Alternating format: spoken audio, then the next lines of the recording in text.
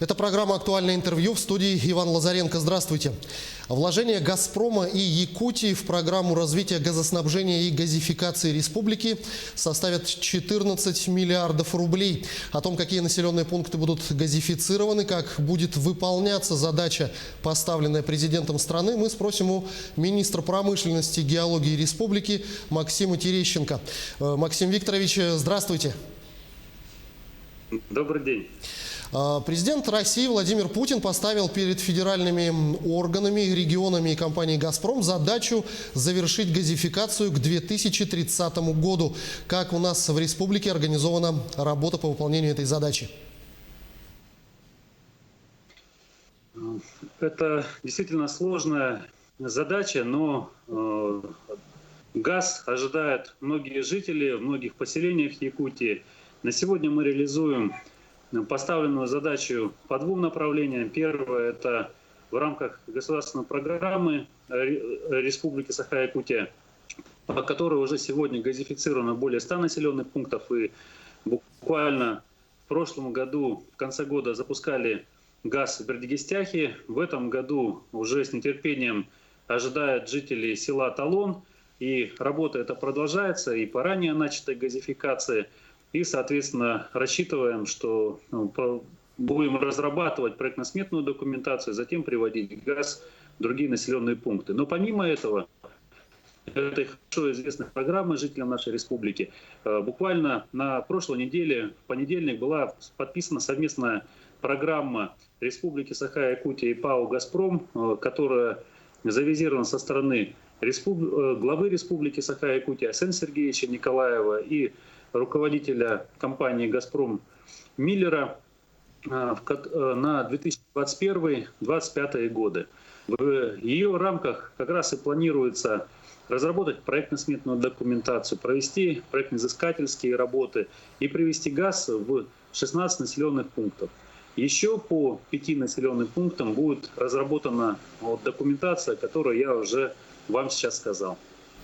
Помимо этого, данная программа, не могу это не сказать, да, мы предусмотрели, обсудили это с руководителем компании «Газпром» и сделали отметку, что еще раз, 16 и 5 населенных пунктов. Вот эти 5 населенных пунктов, по которым будет разработана документация, и 9 населенных пунктов, которые пока не вошли в эту программу, в обязательном порядке будет предусмотрена их газификация до 2030 года.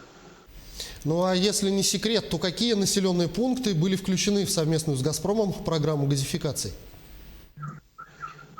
Секрета здесь абсолютно нет. Мы в самое ближайшее время эту программу выложим, информацию обязательно на сайте Министерства промышленности и технологий.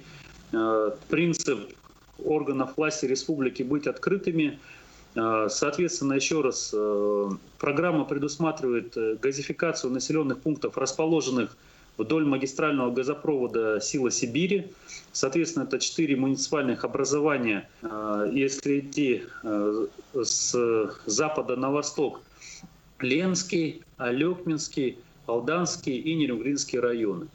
В качестве приоритетов на сегодня критичным, является, когда говорят о поселке Чульман, на самом деле это, чтобы все тоже понимали, не газификация всего поселка, а именно приход газа котельной поселка Чульман в связи с теми обстоятельствами, которые трудности испытывают в теплоснабжении жители этого поселка, и она требует первоочередного решения. Это, конечно же, город Алдан. Все знаем, что это золотодобывающая столица республики, и можно сказать, один из самых ключевых городов отрасли для всей нашей страны. Сегодня многие котельные отапливаются там углем, и приход газа будет также долгожданен жителям не только в плане улучшения условий, но и также в вопросах экологии для этого населенного пункта. Рассматриваем это, конечно же, и населенные пункты Ленского района, Батамай, Бичинча, Мурья. Это населенные пункты Алданского района, Верхний, Нижний Куранах. И когда мы обсуждали с «Газпромом» как раз ключевые доводы были, что не только к населению придут, но там есть крупные промышленные потребители, в том числе и крупные перспективные промышленные потребители, в частности, по созданию завода моторных топлив на территории Алданского района, ну и вообще как такового Алданского газового кластера. Это, конечно же, село Иенгра в Нерюклинском районе, населенный пункт Алепинского района. Вся эта информация мы в самое ближайшее время, всю эту информацию разместим на сайте Министерства промышленности и геологии. Ну, безусловно, подписание такой программы – это судьбоносное событие в жизни жителей республики. Но если говорить о перспективах, то какие перспективы сформирует реализация заявленной программы и какие объемы финансирования предусмотрены в рамках этой программы?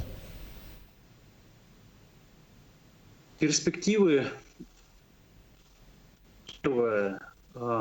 У жителей появится газ, изменится уровень жизни, ну, как, ну, и просто, да, подход вот, к формированию комфортной, когда говорим, городской среде, вот у тех населенных пунктов, которые вошли в программу и которые планируется газифицировать до 30 года. Это, наверное, ключевая история этой программы. Помимо этого, конечно же, это возможность газификации предприятий и появления новых предприятий, потому что приход газа, он снижает затраты, себестоимость, соответственно, создаются значимые предпосылки для реализации и развития действующих проектов и создания новых. Вот я уже привел в пример завод моторных топлив, и по нему сегодня идет активное обсуждение, потому что доступ к магистральному газопроводу, появление этих объемов газа, это уже значимая предпосылка, базис для привлечения инвестора. Это, конечно же, существующие предприятия сельского хозяйства. Опять-таки, либо сегодня заниматься без конца котельными, которые есть, подбрасывать уголь и так далее, да, либо это газ, который настраиваешь автоматически и, соответственно, высвобождающиеся временные ресурсы, человеческие силы можно направить действительно на развитие сельского хозяйства, развитие той инфраструктуры, которая для этого необходима.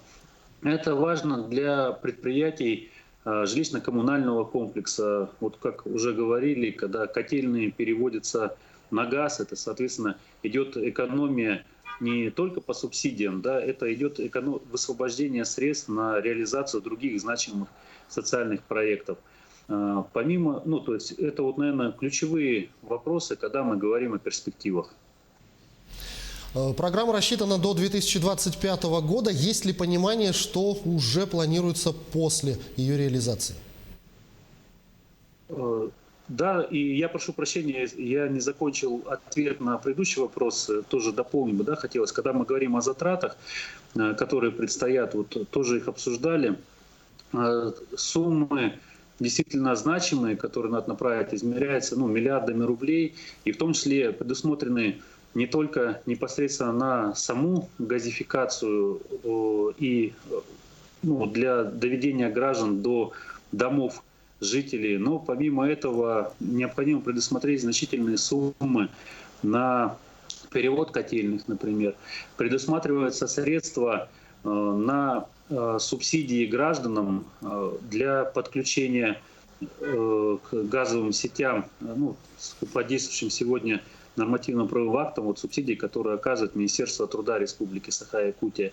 То есть это комплексная программа, комплексное направление, и мы уже на следующий год подали заявку, которая, соответственно, будет рассматриваться. Это сумма более 100 миллионов рублей, но она необходима для того, чтобы разрабатывать проектно-сметную документацию, которая и ложится потом в основу газоснабжения. Если говорить о планах, вот ваш вопрос, да, то, что предстоит после этой программы и реализации, это, конечно же, как я говорил, газификация 5 населенных пунктов, по которым будет разработана проектно-сметная документация до 2025 года, и газификация 9 оставшихся населенных пунктов. Помимо этого, программа также предусматривает, строительство газовых труб, межпоселковых газопроводов, внутрипоселковых, создает возможность для развития сети газостанции, инфраструктуры. И это тоже очень значимая история, потому что она позволяет и гражданам, и предприятиям экономить на топливе, которая сегодня постоянно растет, и все это прекрасно видят, да, каждый день проезжая, либо заезжая на заправочные станции. И, конечно же, улучшать экологию в наших населенных пунктах. Вот это только те малые предпосылки, которые создает эта программа. А какие города рассматривались для строительства газозаправочных станций, которые вы упомянули по линии «Газпрома»? По линии «Газпрома» мы обсуждаем несколько населенных пунктов на сегодня. Компания делает акцент на поселениях, которые находятся вдоль магистрального газопровода, но мы предлагаем обсудить и другие варианты. На что здесь можно сделать акцент? Например, город Алдан, потому что проходит и магистральный газопровод, и, соответственно, есть все предпосылки для строительства там газозаправочной инфраструктуры. Конечно же, это города Ленск, это город Мирный. Помимо этого предлагаем такие варианты, как, пусть там нет сегодня магистрального газопровода компании, но мы понимаем, что это формирует в целом комплексную инфраструктуру и есть достаточный спрос. Например, город Якутск, это поселок Нижний Бестях, в совокупности они создают предпосылки для выстраивания именно единой сети заправочных станций, чтобы компании могли, и предприятия, и наши жители, заезжая в республику с юга, спокойно, используя инфраструктуру, добираться до столицы республики. То же самое касается западной части Якутии, когда опять-таки заезжаешь через наши западные ворота, попадаешь в Ленский район и также продвигаешься до алмазной столицы города Мирного и далее на север, соответственно. Ну вот вы упомянули Алданский газовый кластер. Расскажите, что стоит за этим понятием? Понятие всеобъемлющее и предусматривает собой комплексное развитие территории в нескольких направлениях. Первое – это развитие газификации Алданского района, тех поселков, которые подпадают сегодня, и входят в программу и являются перспективными для газификации. И, наверное, это то, что больше всего жителей это в первую очередь интересует, да, чтобы в дома пришел газ, чтобы котельные были на угле, на газе. Но вторая часть, она также не менее важна, это создание новых предприятий по газопереработке, соответственно, и газификация действующих проектов, либо перспективных. Почему это важно? Новые предприятия – это новые рабочие места для жителей Алданского района, это новые налоговые поступления в муниципальное образование и бюджет региона, соответственно. Это возможность компаниям, которые ведут уже сегодня там свой бизнес, высвобождаемые средства за счет оптимизации затрат направлять опять-таки в геологоразведку, на обновление своих основных фондов, на социальные обязательства, социальные проекты. Соответственно, мы рассматриваем варианты, вот как я уже сказал, одно из направлений – это завод моторных топлив. Это вопрос организации производства на основе газа, газопереработки. Но здесь уже вопросы будут с инвестором, что им будет больше интересно, что будет более в приоритете, какой вид продукции можно производить за счет поставок газа. Это также золотодобывающие предприятия, которые смогут применять газ. Это, опять-таки, газификация котельных.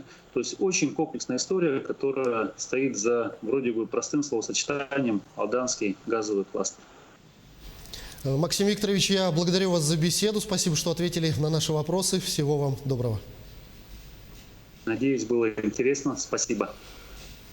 Это была программа «Актуальное интервью». О развитии газоснабжения и газификации республики мы говорили с министром промышленности и геологии Якутии Максимом Терещенко. До встречи в эфире.